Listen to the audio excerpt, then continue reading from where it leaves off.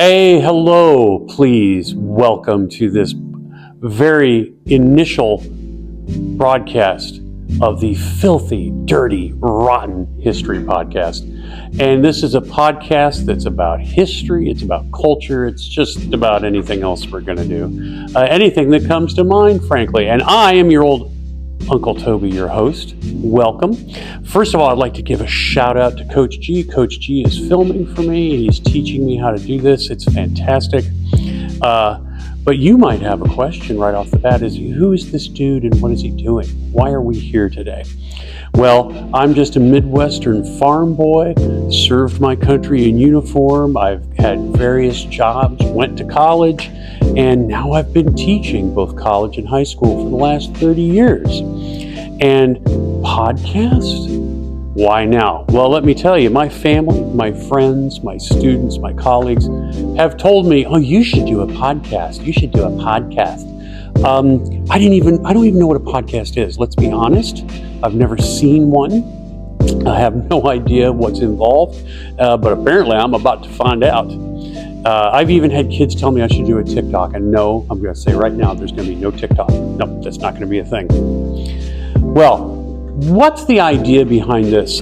This Filthy, Dirty, Rotten History podcast, I had an idea many, many years ago that I thought it would be great to have some sort of community college class that would go over the 7 deadly sins and the 7 godly virtues, using historical examples for each one.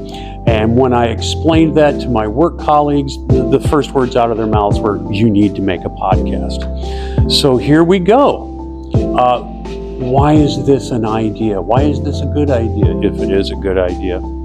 Over the years in my classroom, I have noticed the kids are having fewer and fewer reference to classical ideas in history and literature. And no, this is not a swipe at the kids. It's not their fault.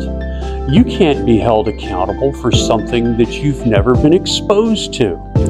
And to be honest, a lot of the curriculum they are exposed to doesn't really reference the great Western canon of literature and of history. And so maybe this is the right time. Maybe this old coot should step away from that standard curriculum and from the official narratives and just have some fun with these big classical ideas. It's a big world out there, and we might as well have some fun. So let's get down to the nitty-gritty here. What is it we're doing?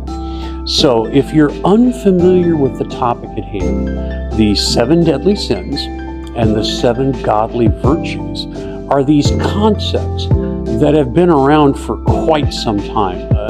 I think from what I've seen, you can trace this back to about the 4th century.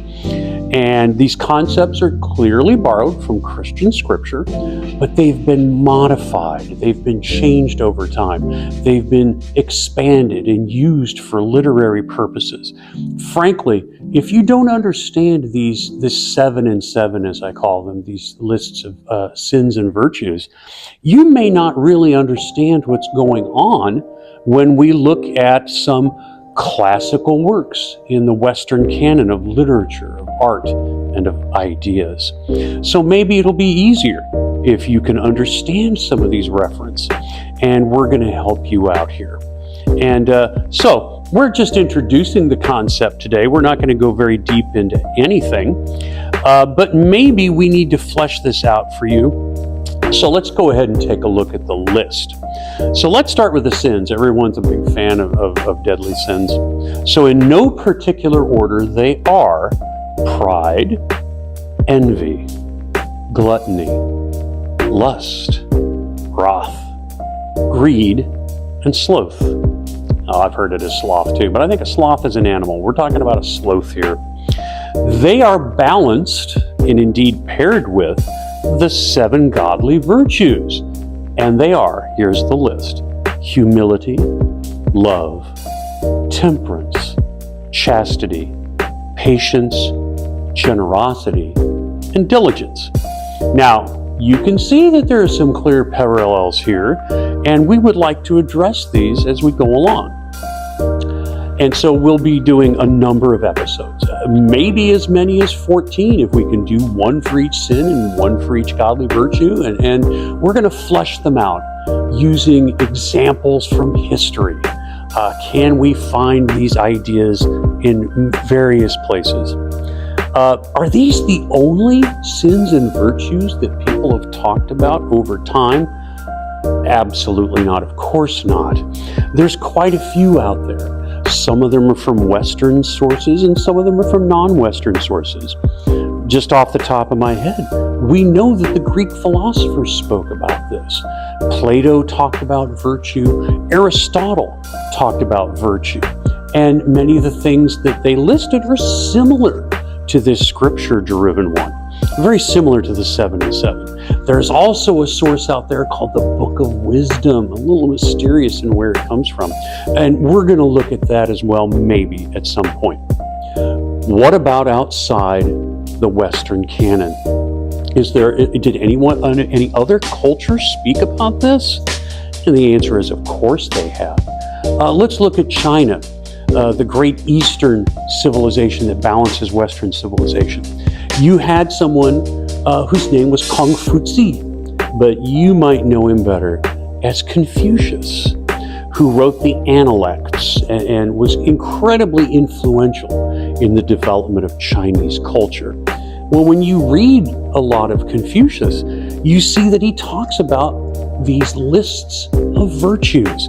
He talks about the 3 fundamental bonds and the 5 consistent virtues. And they're very similar to the 7 and 7. And there have been other great thinkers in other great civilizations from around the world, from ancient, classical, medieval periods. They are absolutely all worth investigating. We're going to get some ideas on how to do this. And indeed, I find it fascinating. I have always found it fascinating that these different cultures all seem to converge on certain things that they really think people should be. They are ethics and morals. That's the whole point of this affair. And if listeners interact with this podcast and tell us, hey, maybe they're interested in those things too, maybe we can look at that.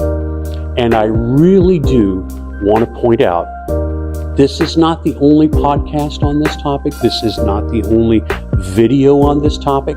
I actually did a little online search when I was persuaded to do this. And yes, there are podcasts, very serious, learned podcasts by people who are far more professional than I am. And you know what?